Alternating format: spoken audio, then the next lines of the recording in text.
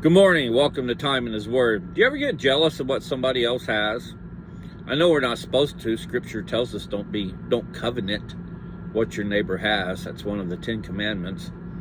But we're human, and we're going to be a little bit jealous at times of what somebody else has that we don't have, or they have something that we'd like to have. We can't understand why they have it. They don't seem to work near as hard as you do for, so, but, like I said, it's one of the 10 Commandments, so it's wrong, but yet we're human, and we slip up like that, and there's nothing really you can do about it. You can try as best you can not to be jealous of what somebody else has, or maybe even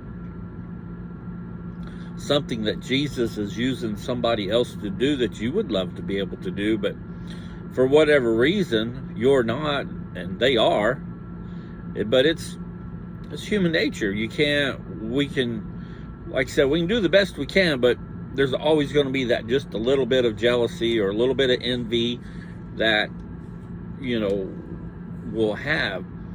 Now, I think the commandment says don't covet what your neighbor has. I think the scripture is more talking about it just consumes you. We've all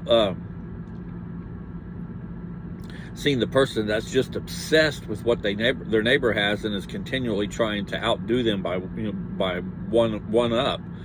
I think that's the extreme, but I think that's what the scripture is getting at, because while we're not supposed to, like I said, we're human, and it's going to happen.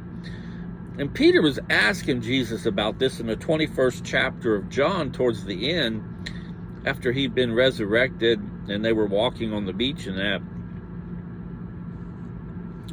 And then I'm going to read the verses because it comes out better than trying to just hit the highlights of them. And it says, starting in verse 20. Peter, turning around, saw the disciple whom Jesus loved following them, one who also had leaned back on his bosom at the supper, and said, Lord, who is the one who betrays you? So Peter, seeing him, said to Jesus, Lord, what about this man? But Jesus said to him, if I want him to remain until I come, what is that to you? You follow me. I like that verse 22. Jesus is more or less telling Peter, hey, what I got him doing over there, don't you worry about it. You take care of what I've got you doing, and to remember to follow me. That's what I like about that passage. It pretty well sums up not to be worrying about what our neighbor's doing, but to worry about what Jesus has got us doing.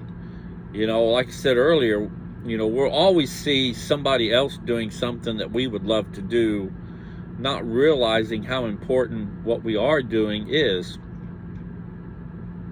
or that this is what God has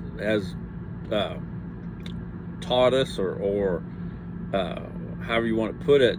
Whatever He has you doing, He's done everything. Everything's fallen into place for you to do that, or else you wouldn't be doing it, because He's not just going to throw you in to doing something.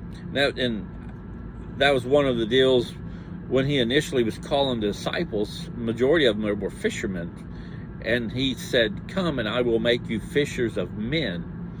He just didn't throw them out there right off the bat. There was a long, grueling couple-year process of teaching and showing them how to go about doing it. And it's the same way even today.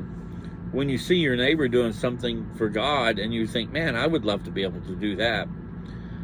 Remember, though, that's the plan God laid out for that individual. And the plan that He has laid out for you, no one else can do. It's customized to fit you, your demeanor, your personality, whatever. But that's what God has laid out for you to do. And like I said earlier, we're all going to, at times, see somebody else doing something and go, man, I'd love to be doing that, without really realizing just how important a mission that God has got us doing. So as the day goes on today, just think about that. You know, look and see what God has you doing in your life as a witness to others. And think about, while your neighbors, you'd like to be able to do what your neighbor's doing, but just think about that. Really, truly, would you be able to do it as effectively as they are doing it? And likewise, just think about, if they wanted to do what you're doing, do you think they could do what you're doing the same, with the same effect, with the same confidence, and so forth? I don't think so.